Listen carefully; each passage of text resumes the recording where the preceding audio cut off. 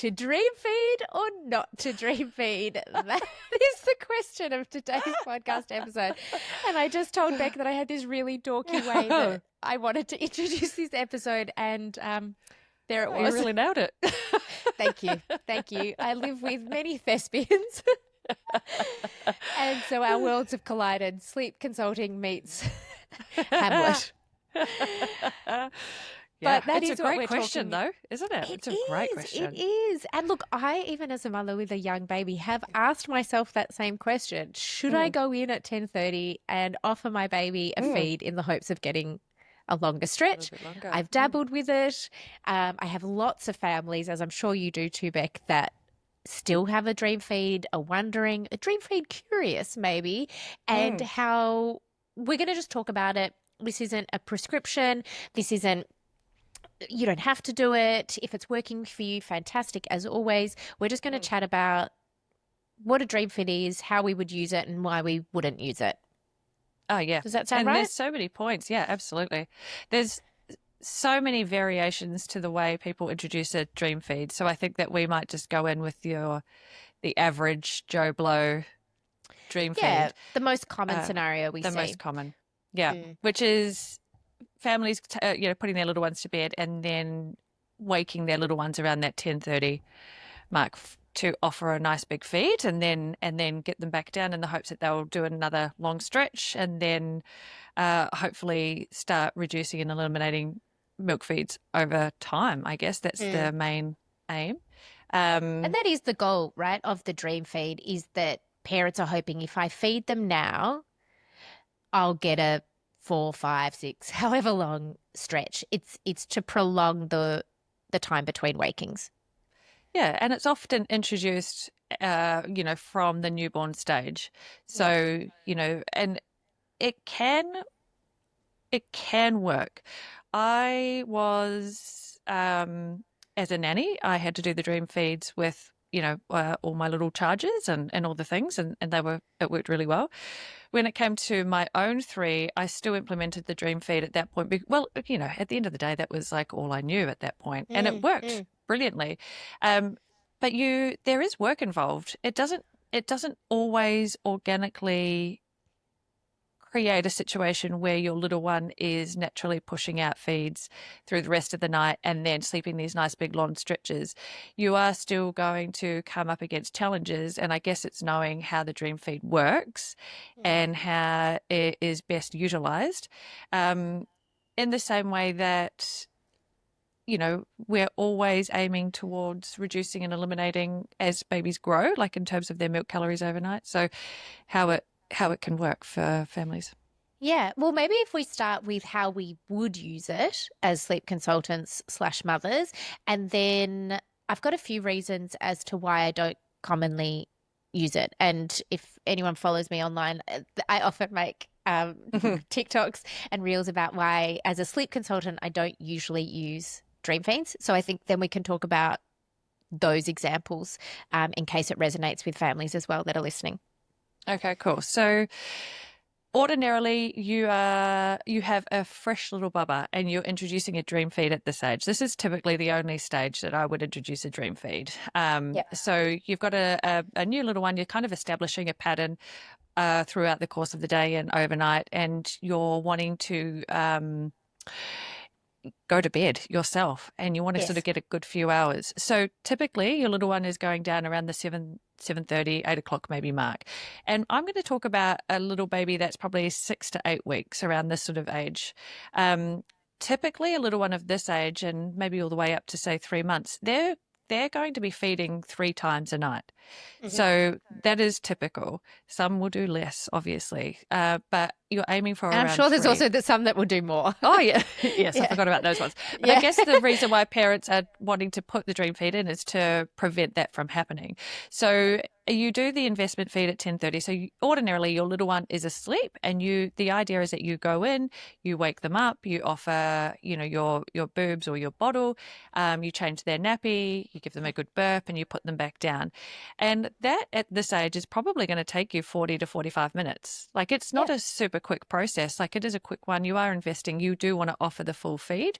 So you put them back down, and then the idea behind it is that then you get your longer stretch from that point onwards. So you've preempted the waking, you've gone in, you've initiated the feed, and then they're going to sleep their potential up to another 3 hours, maybe four if you're really Yeah. lucky, towards the As next feed. opposed to if you've gone to bed at around 10, you've finally fallen asleep Mm, only to be woken 50 minutes later yes. for an age appropriate feed, and in which Yep. case you're hurtled awake and Yeah, that's right. miss that longer stretch. The other idea behind it is that you're initiating the feed and that your little Mhm. one isn't waking and asking for a feed. So that becomes a little bit more important as they get older. So, after that 4 month mark, but it is sort of still an active form of sleep work because you Yep. are initiating it. So what will typically happen is you're probably at 6 to 8 weeks or 6 to 12 weeks. You've got a feed around 10:30 that you're doing. There's another feed probably around that 2:30 mark. And then you're having like a really small buffer feed just to get through, probably around that 4:35ish to get you to start the day a little later. As your little one grows, what will tend to happen is, say now they're in the 4 month mark, now you're still doing the dream feed around that 10:30 stage, and then they're able to do a longer period until the Mhm. next feed. So that might take you to around 3 a.m. You're still doing a feed and you're getting them back down. Um, when you go through the 4 month regression, you are going to have multiple wakings that crop up. And so, regardless of if they're really well fed or not, they're still going to wake and sort of require some resettling or, assistance to go back off to sleep or however you want to do it, if you want to do some sleep training or whatnot. Um, Often parents will get a little confused at this age because you've Mm. given the dream feed at 10:30, but then they're popping awake at, midnight, 1 o'clock. And a lot of families at that point will maybe not realize that this is the regression that's happening and it's a sleep cycle maturation. And so instead of thinking, oh gosh, we just need to resettle that, they go into a little bit of a panic and then wonder if their little one is going through a growth spurt. And then they will tend to wake at that 1 o'clock mark. So the key to this is when you're establishing a dream feed, you are holding on to these two nice big feeds in the middle of the night. And that can actually help you to then decipher what wakings are an inability to self settle and which wakings are Hunger. genuine hunger related. Mm. So that can be a real benefit for the dream feed. In terms of how the dream feed progresses from 4 months onwards, you're holding the 10:30 feed steady, but you are gradually moving that last one later and later. So if you're habitually in a 3 a.m. sort of awake and feed scenario, say you're doing that for 6 weeks or so, maybe less, and you're sort of like, oh gosh, that's habitual, like it's at the same time every night. You're Every banking on morning. it. Yeah. Yeah. Then you would sort of have the idea of, okay, well, I would have the idea for you guys to actually go and resettle the 3 a.m. wake and then feed the next one. And then so gradually you're sort of pushing that last feed out. It gets smaller, more calories go into the day. And then, Beck, just for listeners listening, um, Yes. what age would that part of the process be more applicable to? So we've talked about where we would bring it in for the 6 to 8 week old teeny tiny babies. And then as you're looking to nudge out that second feed once it's become habitual, what age do you generally suggest families start to do that? If it's not already happening around that 4 month mark, that's the idea Yep. behind the dream feed, is that you are starting to actively work towards pushing it out. I would, between 4 and 6 months, it's more than fine to have two feeds overnight. However, you can have one feed overnight. Like Yep. if you're actively working towards that, you can. Um, the idea behind the dream feed is it gives you that ability to work on it, and you're always moving. So often by, say, 5 months, most little one, or most families, if you're wanting the dream feed to work for you, you should really be at a point where they're going down at bedtime, having the dream feed around 10:30, and then going all the way through until say, Yes. 6:37 in the morning. Like that's the ultimate goal behind the dream feed. Um, and if you're not, then this is your sign to work on extending that second feed out, making it later and smaller. Um, and then you hold on to that dream feed until solids have become established. And so this could be 6.5 months. You've started to do that introduction phase, and then you slowly whittle the dream feed down, like mil by mil or half boob by half boob, and then eventually you do away with it. So that's the Yeah. seamless run for a dream feed. It's something that you really only keep in until solids have been established, and then from that point onwards, your calorific needs are taken Yeah, and I over. think that's a really good point as to we're waiting for the solids to be established because we do talk to and work with families that 10, 11 months, even older sometimes, they've still got this dream feed in place and it's become a bit of a crutch Yeah. because they then become scared. This is the thing that's been holding our sleep together Mm. overnight. But we don't know what to expect if we now move away from it. And so that's sometimes what I see. And one of the reasons why sometimes I think maybe it's a variable we don't need so that we can future proof a little bit and you're not left with this 11-month-old who's Mm. probably really habitualized that they know that they get these calories in at this time and they're going to be a little bit louder about it when they don't get it. Yeah. It can become a bit of a crutch later on. It's always possible to get rid of. It's nothing scary. It's sometimes just more the idea of, oh gosh, we've had this for so long. What does Mm. sleep look like without it? Um, you go. I was just going to say that if you've got a little one who is dream feeding and perhaps they are a little older, the simple process is just by moving things. So let's just say you've held on to the dream feed because you're really scared to get rid of it. Like that's most families, Yeah, don't change anything that's not broken, and like that's exactly. true as well. Yeah. But a lot of little ones too, like once the solids have been established, if you've got a dream feed in the mix, what you might commonly find is that they're eating really well through the day. They're having their dream feed around 10:30, but then at 7 o'clock, they're not that interested in taking a full milk feed. And Yes. so that is a really clear green light that you need to move on the bottle or the breastfeed overnight at the dream feed. And so you just make it smaller and actually you make it earlier as well. So while you're doing that, so instead of 10:30, you make it 10:15 and a smaller bottle. So they're doing a longer gap with smaller milk. You're gradually reducing it and bringing it earlier to mix it all up so that there is a bit of change there so that you can then, if you have to, confidently resettle. And you should be really confident to resettle because if your little one is sleeping from 7 till 6 a.m. to 7 a.m., somewhere around that sort of time frame, and they're only having a dream feed, they're not really waking overnight, they've got amazing skill set there. Yes. Like they are waking and putting themselves back off to sleep. If you have a habitual wake at 10:30 and you're wanting to resettle that without milk, don't be afraid to use some resettling at that time because your little one can do it all night long and they will be able to do it at 10:30 as well. Yeah. Full transparency, even Mm. as I listen to you talk about it, the mother in me thinks I can't be bothered with any of this.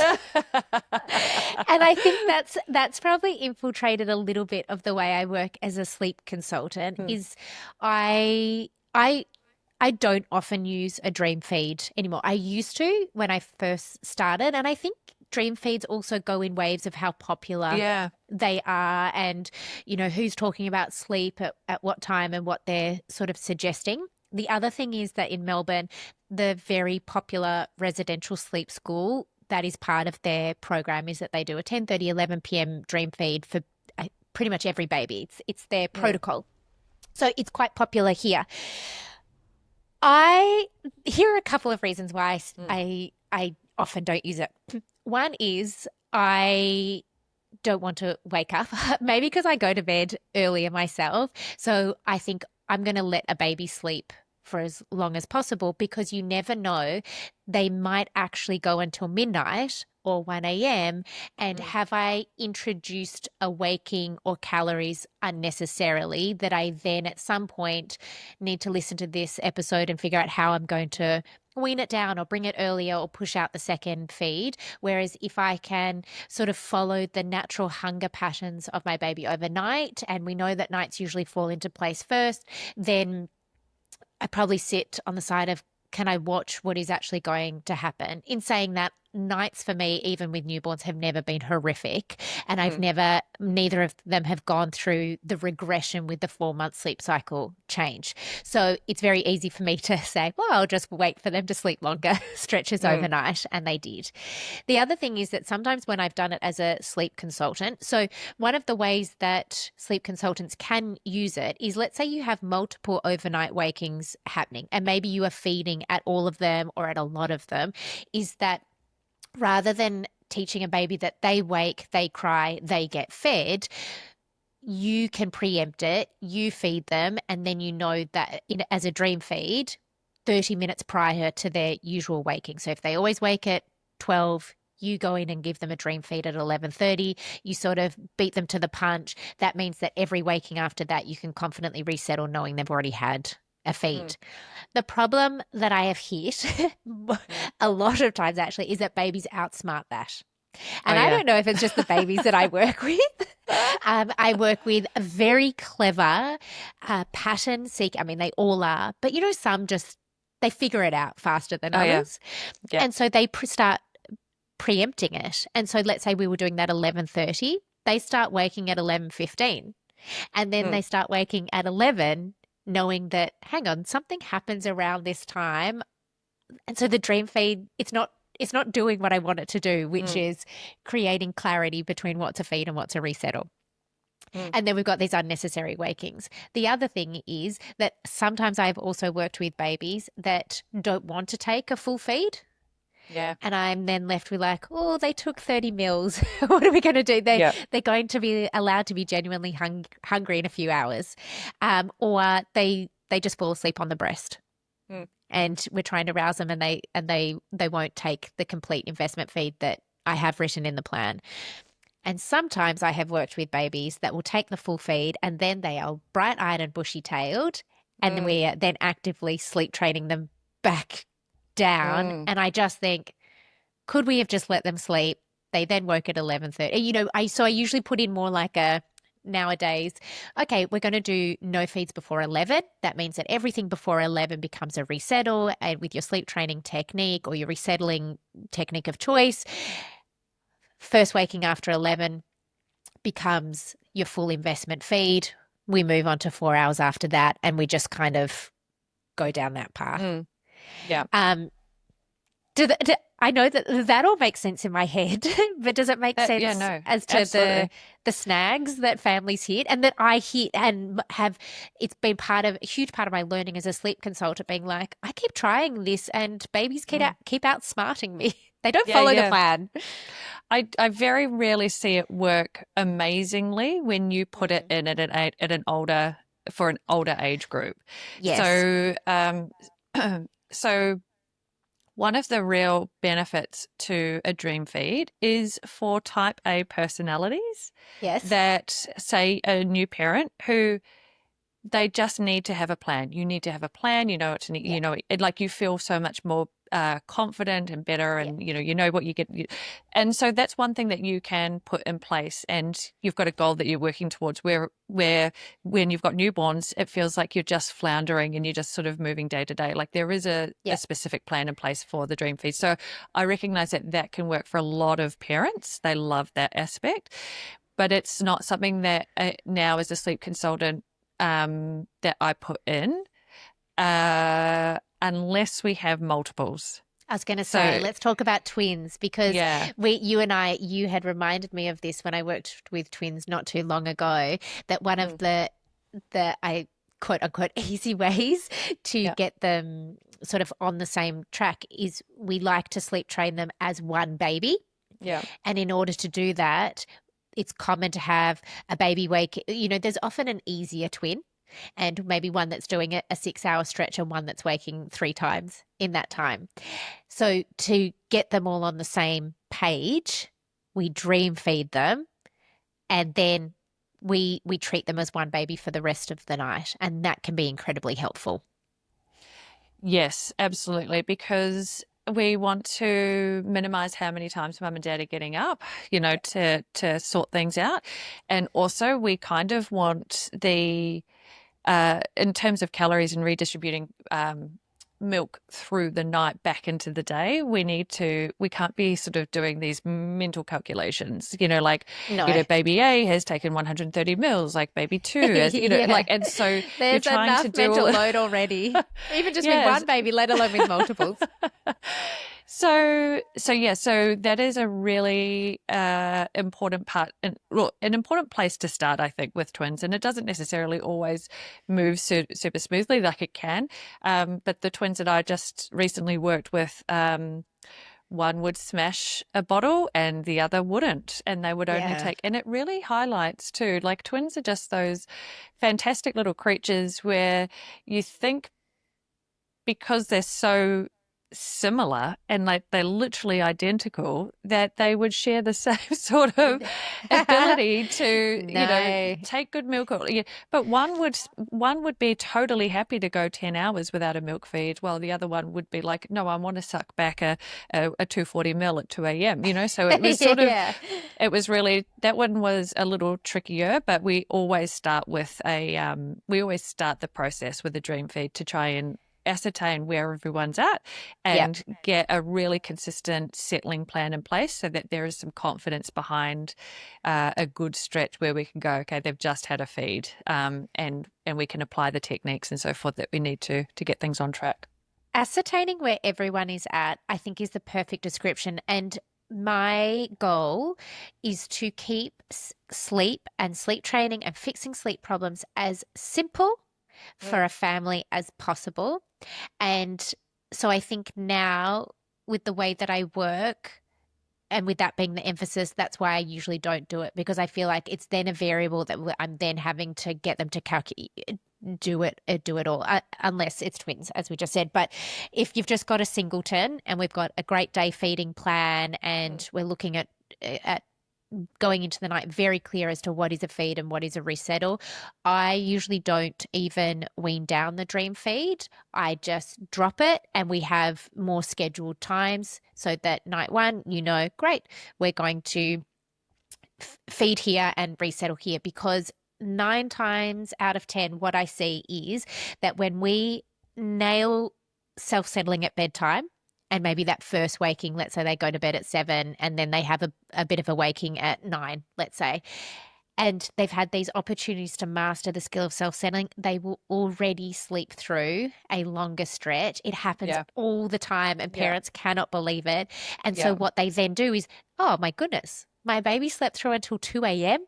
Yeah. Fantastic. They have Mm. just shown you they can organically sleep until 2. They have dropped the dream feed. They have dropped even my scheduled 11:30 p.m. feed, or whatever it was. 2 a.m. is now our new benchmark. We're now going to move into the rest of this plan with no feeds before 2 a.m., Mm. because it's not me telling you that they can do that. They have just shown you. You have just enjoyed this long stretch of sleep. We've now dropped the second. Everything starts to nudge out, and Mm. it gives it back to the day. So that's how I work. Unless it is twins, I don't usually bring it back in. And even as I say that out loud, I know that in my 5 to 12 month sleep guide, it says if you haven't already got a dream feed in the mix, don't bring it in. Mm. Yeah. Yeah, there's no need to do it. Yeah. I'm the same. I don't, I can count. Yeah, unless it's multiples, we're not bringing the dream feed in, and it's not usually an option.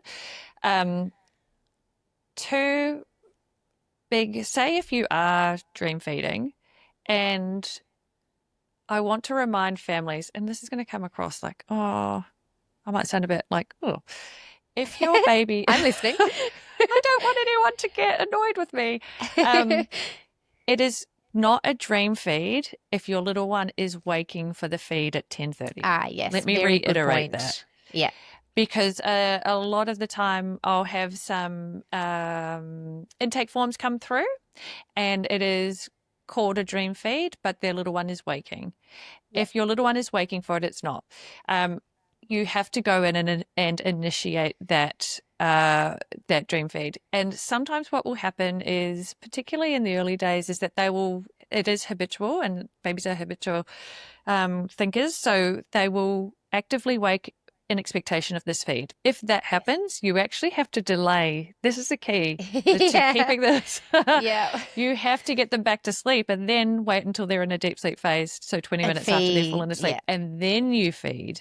And you've got to get that back on track. And sometimes that might be a whole week of like, oh God, this feels butchered, but then it Yeah. will sort of come back. It's a long game. The dream feed is a long game. So just be prepared that if it does happen where your little one starts waking, they are now in this habitual pattern, and you do have to do the work of getting them back off to sleep.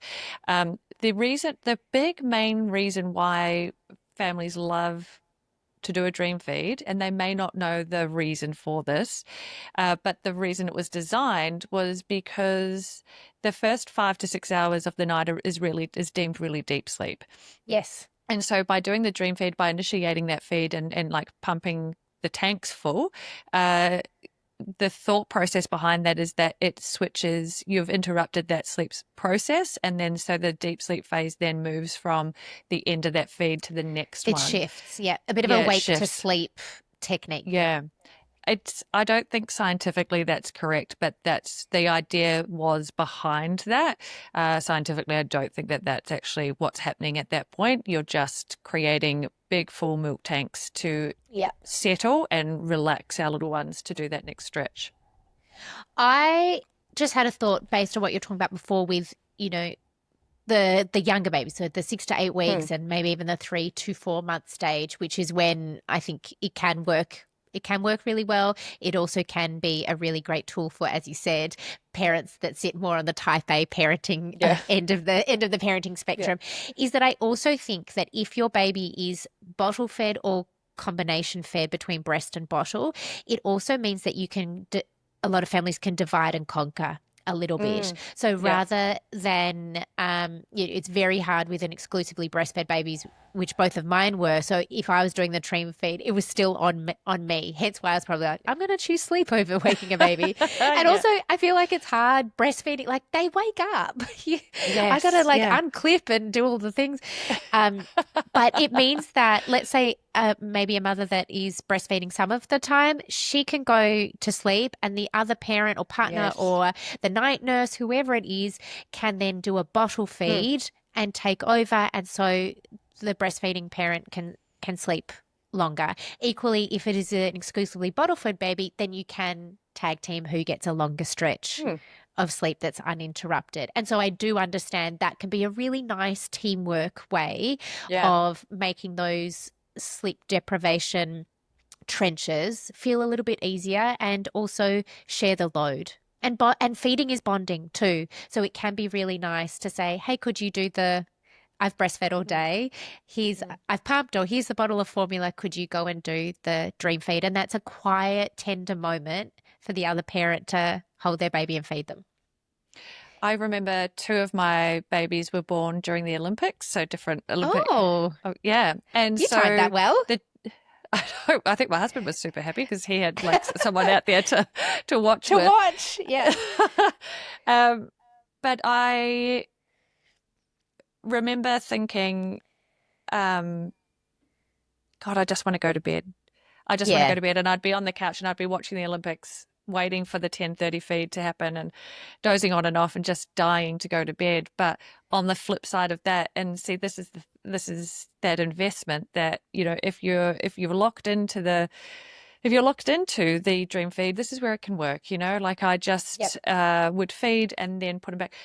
So I just want to touch on the actual dream feed. This is turning into like a bigger chat than we did, but I thought, I don't know if we're going to revisit this again, but some little ones are very, very good at getting on the boob or on the bottle, and then they just go for it, and they're really into the feed, and then it's done. You burp them and you put them back down, and that might take 5 or 10 minutes, once they're a little bit older. That Then is there's the the ones that are dream just of the dream feed. Dream of the dream feed. Yeah. Sometimes when they're a little bit younger and you've actually got to work at it because they just want to sort of jump onto the boob or the bottle and then they just want to conk back out again. Because remember, Yeah. you are initiating that wake. They're not waking for it. Yeah. So there are times when you actually have to work on the feed. And so I remember with the Olympics that they whoever it was, whatever child, whoever it was, whatever baby it was, Bec's got 3. don't know their names, don't know their birthdays. Oh, I've got Dexter, I've got Murphy and Harlow, but Murphy wasn't an Olympic baby, but Harlow was, and I just remember thinking at that time, oh my gosh, you're not feeding well. So I would actually have to I'd have to wake them up. So 10:30 would roll around. They wouldn't wake up properly. I'd have to take them into the lounge. The Olympics were blaring, unswaddle, wake them up. Rah, like they'd have to cry for a good 5 minutes. Then they'd go on Rouse them. one boob. Yeah. I'd burp them. Then I would re-swaddle. And then I would go into the dark room, offer the second side, burp again, and then put them back down. So it was a bit of a process, but it brought me great sleep. It brought me excellent sleep. I wouldn't take it back. There are times where I think to myself, I know that they could have slept through the night. They were incredible sleepers. Like they didn't need the dream feed. However, I held on to it until the solids were established. Yes, but see, that's the other thing. You had a plan of how to get rid of it. And I think sometimes parents, it can work really well. And maybe they do all of this work and they establish it and then they're left with it. Yep. And then it can become a bit of a pest. Yeah. So the big tips are if you're waking your little one, if your little one is waking for the feed, remember to resettle them and then feed them once they're asleep again. Yes. And if they're only taking, and you want to persevere with your dream feed, if they're only taking small amounts, you may need to actively encourage them to wake up fully before offering the feed and then putting them back down. And that's not always such a bad thing, particularly with the younger babies, because if they're expending a little bit more energy in that moment while you're doing the feed, then they are going to be able to sleep a better stretch too. So while it feels like, oh God, that was hectic, it can work in your favor. Yeah. And equally, if a dream feed sounds too complex or you've been trying, you've dabbled, and it's just not really taking, babies can have incredible sleep without the dream feed. And if you are then looking at this from a sleep training, fixing a sleep problem, unless you have multiples, Bec and I really don't use it as a technique and a tactic. There are many other great ways to get the calories in and get long stretches and nudge out overnight feeds, and it's what we do every single week without a dream feed. So it's choose your own adventure, as all things parenting. We probably left you with more questions than answers. But if it was me, if I have a third baby, I might try it every now and again, but it would not be part of my plan. And I would say to you, Sally, you've got to pick it and stay with it. And I can't or be don't bothered. pick it at all. Yeah, it's one or the other. All right. Well, that's the dream feed chat. Did we answer the elusive to dream feed or not to dream feed? You can do either, and here are the things to look out for. Here is when we would look to get rid of it, and here is why we wouldn't use it, particularly if you're on the Sally side of things. We just can't be bothered with any extra wakings or calculations or work. I'll be asleep. Yeah. And then your baby will wake 10 minutes later, but that's okay. Like, don't worry. Like, it's fine. Of course. And then I wonder why I'm so tired. Yeah, I've only got myself to blame, but I made my bed and I can lie or not lie. Sally, if I had another baby, I know we're wrapping this up, but if I had another baby, I actually wouldn't use a dream feed. There you go. Yeah. Because now I've been doing this for so many years that I don't think it's necessary. Well, I see the benefits, I see the merit in it and why it works, but I'd be super keen to have another. Well, I'm not super keen to have another one. Sorry. This jumped in. I would be super keen to see how it went without using a dream feed. Okay, well, maybe we do a case study. If and when I have a third baby, we'll follow along. Oh my God, and yes. I'll document how many times he or she wakes. Yeah, this I'm is not an announcement, by the way. It's just, it's a future plan if the stars align. And but yeah, that would be great to watch it all naturally play out? Well, maybe you can have twins and then you have Ah, one. You can have a yes. dream feed baby and then a natural wake Yeah, baby. yeah, and Yeah. A Oh my A B God. testing. But Yeah. here's the thing. My first baby slept 12 hours at 12 weeks. My Mm, second baby, who was a very tricky sleeper, and he's the one I like tried the odd dream feed. And I was like, this isn't working. This feels so messy. yeah. Um, he slept 12 hours at 15 weeks. And there's just Yep. part of me that thinks, and keep in mind, we had no feeding issues, we had no growth issues, none of that. So Yep. it's easy for me to say this. But if I had bought in a dream feed, would they have done that? Yeah, interesting. And I guess for scope too, just so that if we while we're on the dream feed train, um, how it worked for me was my firstborn slept 7 to 7 with a dream feed from 14 and a half weeks. Yep. My Amazing. second was 7 to 7 until with a dream feed at 9.5 weeks, and then Harlow 7 to 7 at 7.5 weeks with a dream feed. Yeah. So they were all pretty good sleepers, and that's why it makes me wonder, had we have not dream feed, if we would have had similar Yeah. kids. However, it mentally I was really happy to keep that feed in, And I think and it that is ticked. Yeah. such a good that's where I would say yes, do it. If mentally it works to Mm, give you that confidence mm, and to help you get better sleep, that is reason enough to pop in a mm. dream feed in those. Absolutely. Because otherwise what I suspect, and this is the sleep consultant hat going, not that you not that you asked Yep. me and your babies are teenagers now, but I suspect Harlow would have done 7 till 2 a.m. You would have done a full feed and she'll have gone back to 7. Yeah, that's right. But you know what? I'd rather be up at 10:30. That was at that point. At That's that the other thing. point. Yes. Yeah. Yeah. And Yeah, yeah, that yeah. we pick our moments. Well, it's really hard. Like it is. It's, there's so many benefits to doing the dream feed and so many benefits to doing it the other way as well. And, Yes. it's different. We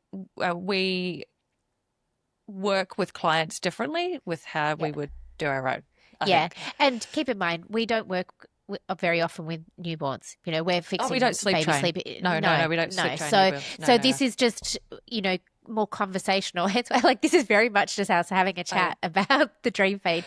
yeah. And but we work with families that have still got it months later, and that's where we've probably taken our learnings from of would we, wouldn't Also, we? one thing, also, I just want to tail it because I know we're finishing up this episode as well.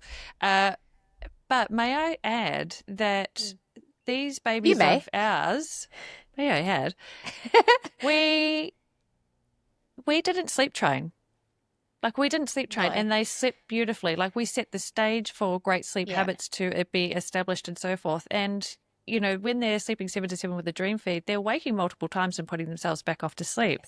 Um, so there you can create really clear, healthy sleep habits from the get go to encourage really great sleep for a lifetime. And you may not Absolutely. have to do sleep training as such if you put a few things in place at the beginning. Um, yeah, little Yeah, things. I have never actively had to say, right, it's Friday night. My baby's going down in their cot. I'm dropping this sleep association. I am using FERBA. I'm doing modified FERBA. I'm doing pick up, put down. They have just always, from day one, have I worked on independent sleep, a lot of contact naps, a lot of, Mm. they're still newborns, but they Yeah. have just always had great opportunities to practice independent sleep and finding a weird and wonderful way to settle off to sleep and link sleep cycles from day one. And Mm. both of mine sucked their thumb before 16 weeks. And that for me was their secret sauce because I could hear them sucking all night long. Yeah. And I was like, Yeah. oh, they're doing it. And so then I knew, oh no, they're crying. That's a feed because Mm. I can hear I can literally hear them all night putting themselves to sleep. So yes, you can have great sleep without ever needing to end up actively and formally sleep training.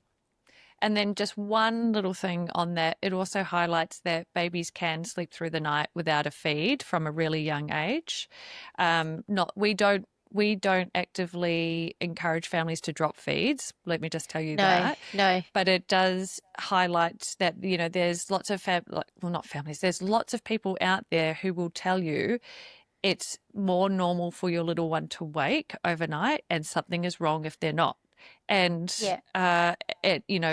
but there are so many cases of little ones who, are the unicorns. Like the moment they come home from hospital, they've slept through the night, all the time. So you hear all that. Yeah. Yeah. And yeah, to that point, we don't look, particularly in these younger months, we don't look to actively drop feed. So I remember I even had someone had been sent to me by another, or they'd worked with another sleep consultant, and then we had a quick chat, and they said, I want to get rid of the 3 a.m. feed. I've been told I should sleep train Oh, out yeah. the 3 a.m. feed for my 12-week-old. And I said, I very respectfully and professionally disagree. I think your baby is falling asleep on their own, sleeping all the way till 2 or 3, having a feed and going back down until 7.